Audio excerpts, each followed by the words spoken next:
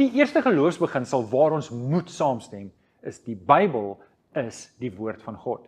In Psalm 119 vers 11 lees ons, ek het die woord in my hart gebere, dat ek teen U nie sal sondig nie.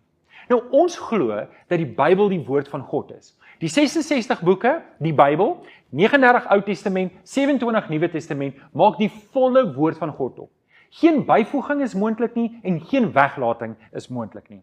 Ons glo ook dat die Bybel deur die Heilige Gees geïnspireer is. In 2 Timoteus 3 vers 16 tot 17 lees ons, die hele skrif is deur God geïnspireer, as te ware deur God ingeasem. Dit beteken, elke skrywer het presies neergeskryf wat God wou gehad het hulle moet neerskryf, sodat die Bybel vandag vir ons behoue kan bly, sodat ons die Bybel kan hê vandag en kan leer alles wat God wil hê ons moet weet rondom hom. So die Bybel is daarom die finale gesag oor ons lewens en die finale gesag oor die kerk.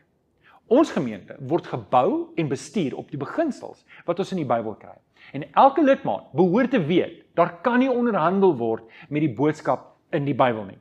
Die Bybel is die woord van God, die finale gesag oor die gelowige se lewe.